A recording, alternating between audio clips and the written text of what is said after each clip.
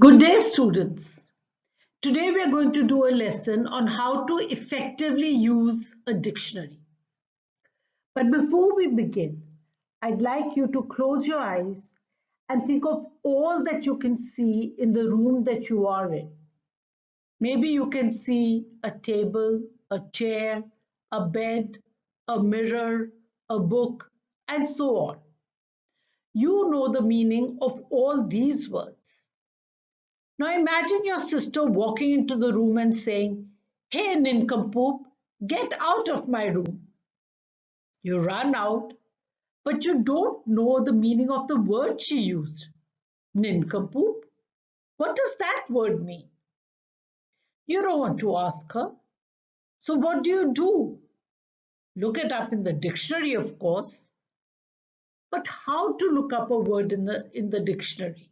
Well, that's what we're going to learn in the lesson that we're taking up today.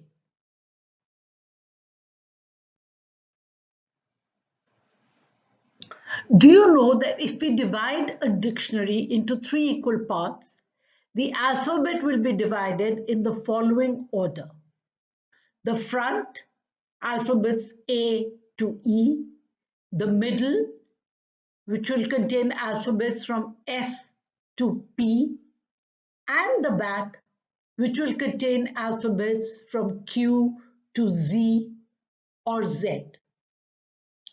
So when you want to look up for a word in the dictionary, depending on its spelling, you should know whether you should refer to the front, middle, or the back of the dictionary. Now let's do an activity. Pick up your dictionary and divide it as shown above and place bookmarks at the end of words with letter E and letter P. Write the page numbers of the dictionary where you have placed the bookmarks in your notebook. Then read the last word with the letter E and the last word with the letter P in your dictionary and write these in your notebook.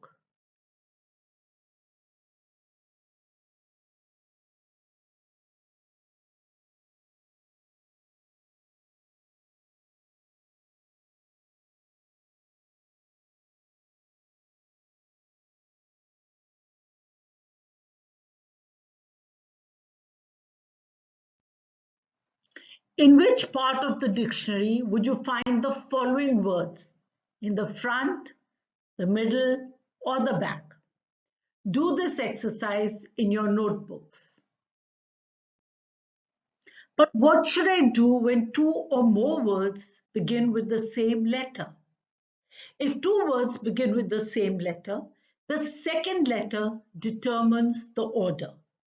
And if two words begin with the same two letters, the third letter determines the order. For example, if you have to put you, your, and yes into alphabetical order, these will read as year, yes, and you. Do the exercise given on this slide and on the next one in your notebook.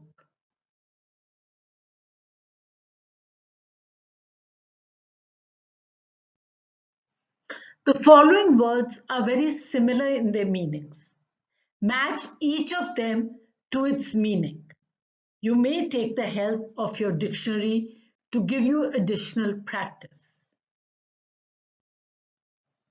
That's the end of the lesson, students.